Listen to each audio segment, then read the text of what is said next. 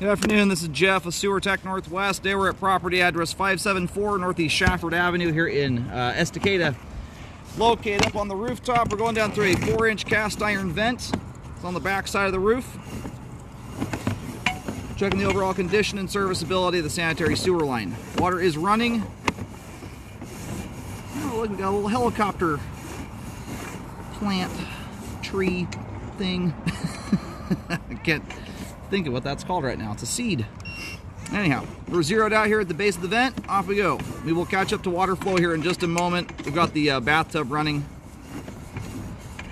Anyway, we're going through this point of access here. Just have a little bit of trouble hunting down the clean out.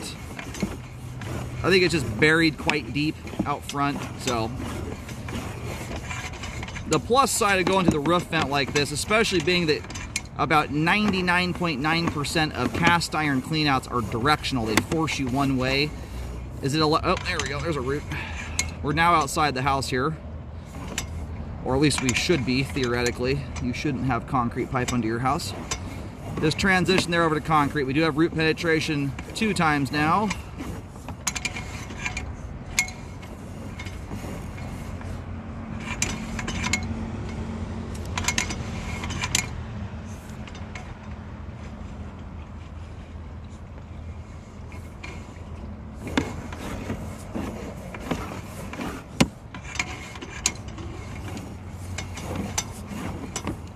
Okay, more roots here at 38 feet. So on these older lines, you know, ooh, that's a nasty one there. These older lines like this, yeah, they're throughout the whole line at this point.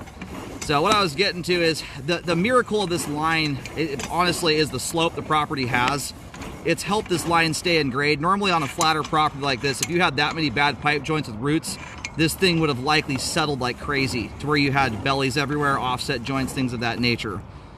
There was a spot repaired piece of 3034 there. Now we're back into concrete, and then there is the main connection right there. So I can't remember off the top of my head who is responsible in the roadway in this part of town. I don't get out the Canby enough. And these stipulations do change from time to time. You know, one year they do, and the next year they don't. My camera is upside down right now, in case you're wondering. And I think we may have a root punching through this last joint right here. That we've got some debris hanging up on the joint. Anyway, we have roots throughout the entire sewer line at this rate. The plus side is the line has great slope and grade to it. The skeleton of what's here looks great as it relates to doing an epoxy liner. And that's what I would recommend first and foremost on this thing, looking into it, especially if the homeowner is responsible in the roadway. That's where the liners save humongous amounts of money. And being that you've got larger diameter 4-inch pipe, and I think you may also have 6-inch, we'll have to get a closer view of things as we come back in. If you're responsible to the main, I would recommend that update go all the way to the main lateral. Because you have good slope and grade here, unless there is no other way to do it, I would recommend looking into the liner option. It's a trenchless system, no digging, other than you might have to add a clean out in. We'll see if we can hunt that down as we pull back in. But you'd have a very nice result out of this all said and done because the slope and grade on this line is still good. If you try to buy time, you have to be very, very careful with these things. If you start hacking roots out of these old lines like this, while you might get things visually looking good and get the flow line freed up, what you're also doing is ripping everything out of the pipe joint that's clogging it up and holding things together. And I have seen lines like this. I've been doing this 13 years. I've cambered almost 25,000 sewer lines. And I've seen this happen too many times where people try and buy some time by cutting the roots. They come back 2 years later after cutting the roots over and over again, and their line has gone from perfectly graded to having 2 inches of standing water in it. Because what you're doing is opening those joints up to the ground and allowing dirt to very easily flow through the pipe joint, which causes hydro erosion. It leads to the line settling. You're eroding all the support out from underneath the pipe. So this is a very good time to do this before that line runs the risk of doing that, and I can tell it's going to. You've got some joints here that are pulling apart and shifting. So anyway, that's my 2 cents on this one. This thing's ready for update. If you don't do it now, I would certainly be doing so in the very, very near future. Now on the plus side, if you do have to dig, it's incredibly shallow. This is the main lateral. I'm getting only about 3 foot 8 inches deep here. It's not uncommon for lines to come out of houses around that depth. That tells you that's very shallow. Your average main lateral is usually in the 8 to 10 foot deep realm. So you're doing pretty good there. So this joint right here, as you hit the transition, again, my camera's upside down, so the bottom of the screen right now is the top of the pipe. All that junk is coming off that joint right there. That joint appears to be compromised and allowing dirt through. So this is one of those where there's no reason to even stop the liner for the 3034. I would line straight through that stuff, unless there's some reason you can't. That way you get one continuous pipe liner, and that's what you want to have. The beauty of the liners is that they are essentially a jointless pipe product. This is the only spot here where you're going to have to consult the liner guys if there's any issue. There is some level of separation and offset at this joint, although it's not creating a lip in the flow line, thank goodness. That lip there is the top of the pipe. You've lost a little bit of diameter, but not an outrageous sum. I don't know that it's enough to justify digging. You've got plenty of room for stuff to get through there. No debris is hanging up, so you might have a little bit of a kind of a wonky spot there, visually speaking, but as far as flow goes, you'd have to be flushing outrageous things down your line to get something to hang up in a spot like that. You still have at least a 4-inch wide pipe by a 3 inches tall at minimum, and we may very well be in 6-inch concrete right now that's even bigger than that. We'll have to watch for some transitions as we pull back in here. Anyway, that's what you don't want to have happen at all the other pipe joints as time goes on. That's the concern. That one, you know, may not necessarily be related to hydro erosion. That's more likely to be a result of bad compaction of the ground. But it's a common issue when you go spot repairing new pipe into old beat up concrete like this. It's in the process of deteriorating. The joints don't hold up. You don't have nice flat flush concrete with those joints, those fern coats to seal up to.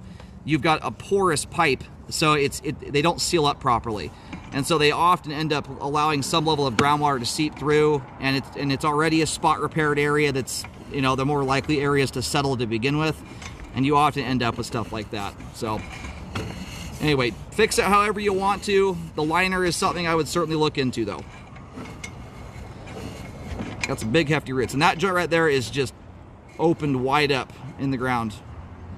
That's a big gap there in the flow line. All right, coming into the middle of the yard, and surprisingly, I thought we were going to be much deeper in the front yard area because it's built up so much higher above the street. This is one of those cases where the property provided most of the slope and grade, and they didn't have to go cutting super deep. That was still only about 3 feet deep there is what I'm getting. So because the depths you're working with, in a scenario like this, I would certainly be talking to the city about where they take responsibility, if they do at all. You know, in a circumstance where, let's say, they take responsibility at the right-of-way, for instance, I would heavily consider looking at the dig option when you're working with a depth like this, and kind of price out and see what shakes out the best. So right here, the top of the pipe there does appear to be flush, as far as I can tell. I think right here the line is belling out to 6-inch diameter.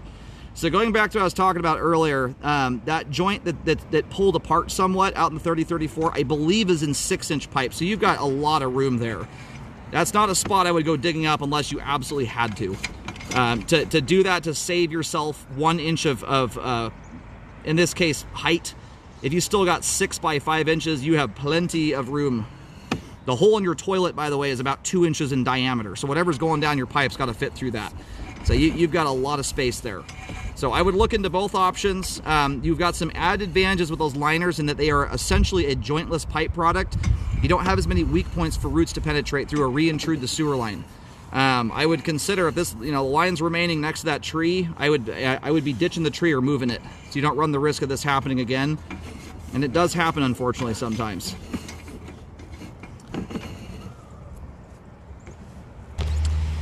All right, about 2 foot 4 inches deep here, so very shallow. I'm loving that.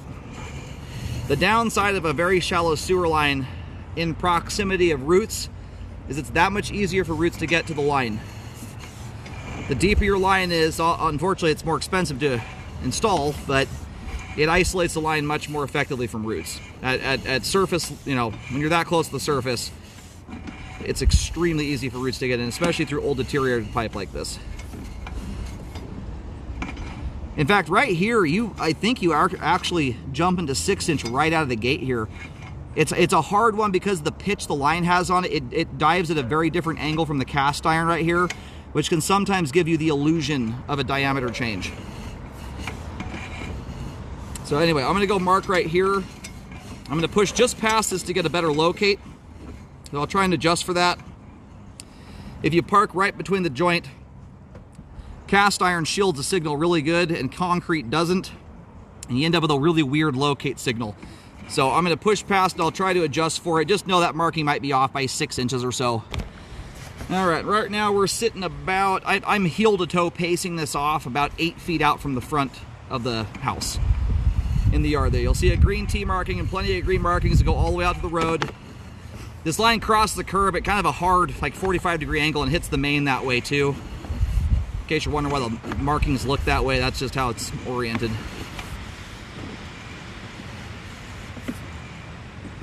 There's your clean out access right there. So there is indeed a clean out. I'm gonna go down and mark that. I'm not gonna dig it up, but I will put a green marking. It's gonna be very close to the foundation wall.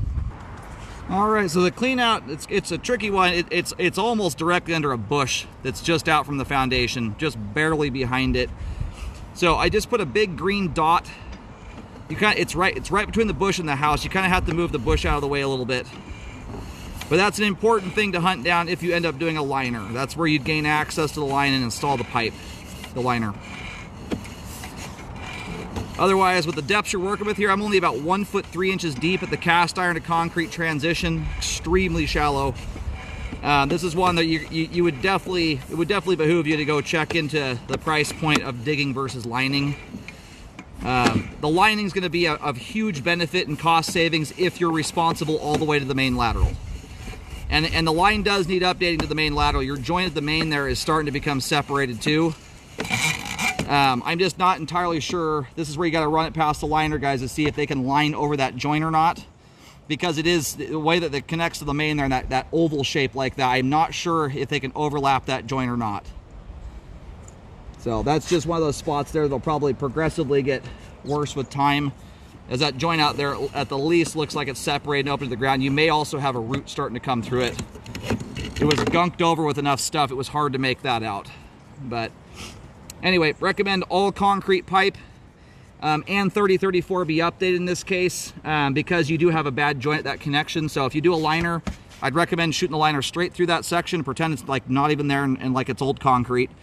So you have a continuous pipe liner end to end. You don't need to have any space or gaps. Those are the weak points for roots can get in. Otherwise, if you do a traditional dig, do your rescope to check the work. You want to rescope either way, however you do the repair, but you want to make sure that you're rescoping after the trench is closed. You want to get everything, if you have to deal with concrete here, get the ground compacted and prepped for asphalt and concrete. So there's a load on top of the line, scope it. If it looks good, you're good to go on sealing things up with concrete and asphalt. You don't want to completely button this thing up though, and then realize you got a settling issue and have to go cut all the concrete again. So anyway, the cast iron has held up very nicely. Clean as can be, flows beautifully, no issues there. And slope and grade on this thing by and large is quite good considering what you've got going on here. So this is why if you're gonna do a liner on it, you wanna do it now so you don't run the risk of any further settling issues.